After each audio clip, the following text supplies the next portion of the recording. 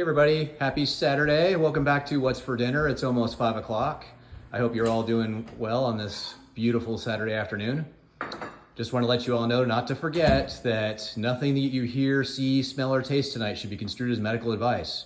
If you guys have any questions that are medical related, make sure you reach out to your highly knowledgeable, highly trained healthcare provider.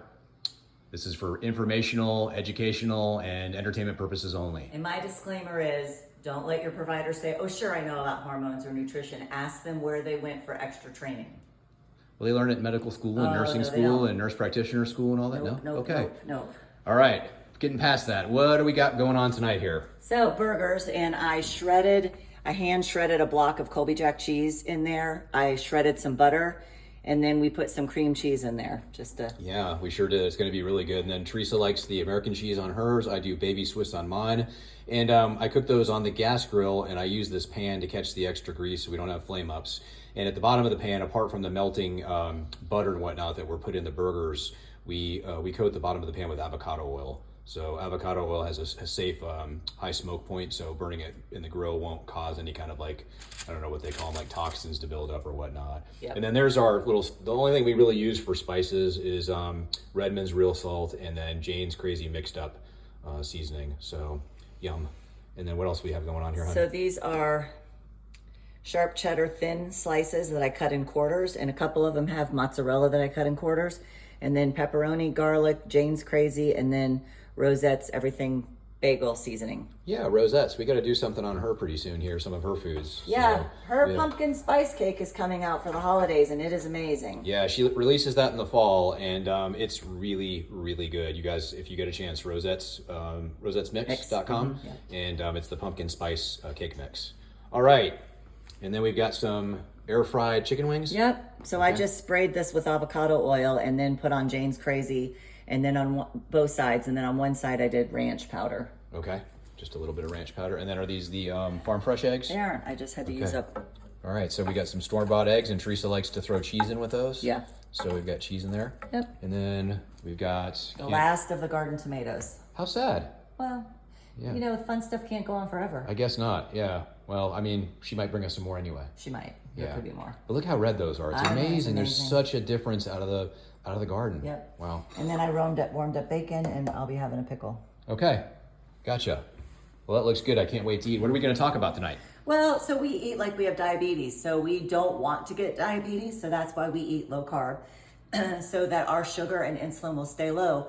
You guys are winning this grassroots effort of making a play for your own health and being advocates, because now they're coming out and saying, oh my gosh, I just lost my train of thought. Were you going to talk about the them coming out and saying that there's a medical condition for when you're trying to make yourself healthy, the orthorexia thing?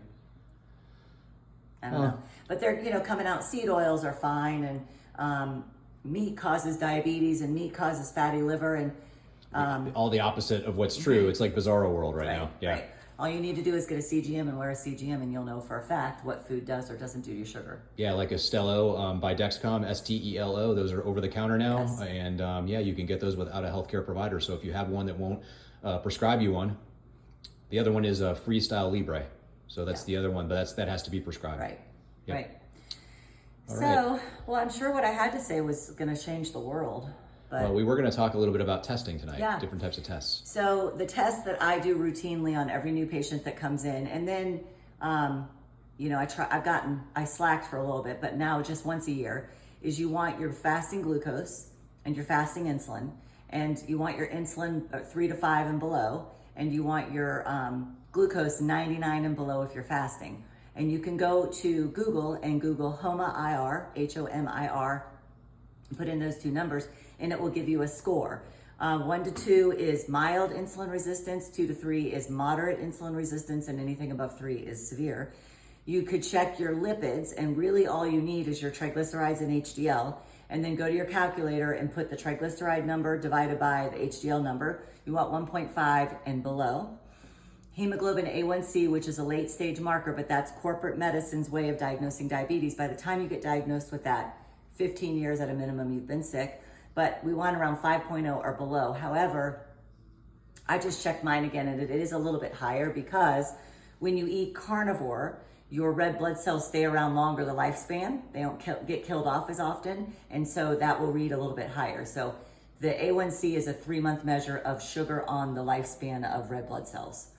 And then, So go ahead. go ahead. No, go ahead. No, so if your blood sugar tends to be a little high, but you're say a carnivore, then there's a very good chance that it's because it's getting that, you're just getting that kind of that noise in the background that.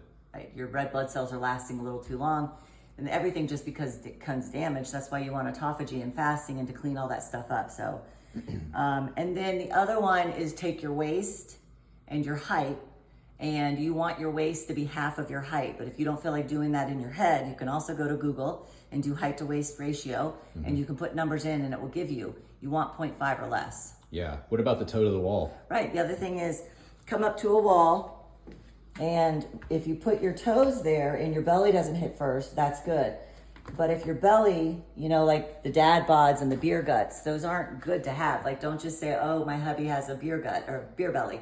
That's visceral fat. So if your belly hits first, that's another good measure. Yeah, remember visceral fat is the fat around your organs, and that's a pretty much a proxy for all kinds of metabolic and health diseases and stuff. So you do not want visceral fat. So when you hear the the non-alcoholic fatty liver or fatty liver disease, that's visceral fat they're talking about. Yep. So, okay. And what about, so those are some of the tests that you do. There's also some stuff that you can do where you can get a prescription, or you can walk into maybe say a hospital and get like a CAC score. So like we've had our CAC score, which is a coronary artery calcium score. So they put you in a CAT scan and they look at your, not your heart arteries, not your, the other one is a carotid. Right, but, yeah. They look at your heart arteries and they can see like your LAD, your left ascending, they can look at all of the vessels and see how much you have there. And you want as low a score as possible. And if you get a bad score, like mine was higher than I wanted it to be because I've been a carb addict my whole life. It was 99. Mark's is 11. That's a big difference. But you can still reverse this plaque buildup with the Pauling protocol. So you can just look up Pauling protocol. And it's vitamin C and some other things. Yeah, and I keep wanting to get to it. Earlier you mentioned the HOMA IR, and you wanted to go people to look at it. So it's not HOMIR, it's HOMA-IR, HOMA IR. Oh, yeah. That's the score you're looking for. So when you look that up, I just wanted to clarify so it didn't confuse anybody. And if you don't have a provider that will run these tests, because they won't, they will think all of especially fasting insulin, they will not run. So you just walk into, up here it's called Any Lab Test Now. Florida has it too. Yep. It's a lab that you do not need doctor's orders for. It's going to cost you have to self-pay, but that's how you can get a hold of your health. So all those blood markers you mentioned, the hemoglobin A1C, fasting insulin, fasting glucose, HOMA IR, and then also your triglycerides and your HDL, you could get all of those run at any lab test now, right? Okay. And I wouldn't do the HOMA IR through the lab. It's probably expensive. You can just go Google that one. Yeah. Okay. They do have a test for it, but Gotcha. I don't use it because it's money. In the CAC, the coronary artery calcium score is going to be a hospital kind of thing, or a larger institution, maybe a college or something might have but that. If you look in your area, like Mark and I paid $180 like 4 years ago at Mercy, and our other hospital system, Cox, supposedly is only, at last we checked, $99, and you don't need an order. So most I've heard around the country is $99. Sometimes you need an order, sometimes you don't. Yeah, another test that we talked about, and I did one of the video a couple days back, was the body composition analysis.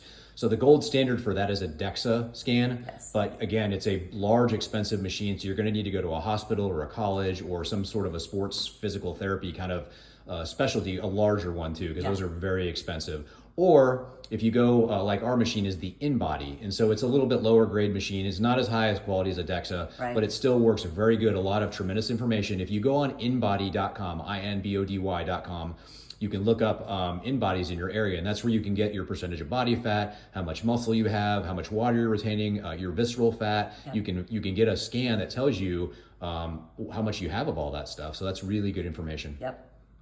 So. All right. I still didn't think of what I was going to talk about, which is unusual. Yeah, must not have been as super important. Well, we're at 9.5 minutes now anyway. So anyway, are you good? Yes. Okay, well, if you're good, I'm good. So, all right, guys, well, tell us what you're having for dinner. You guys have any questions, shoot them our way. And we love you all. We'll see you next time. And hopefully see you at church tomorrow. Yay. Yay. God bless you all. Bye-bye. Bye.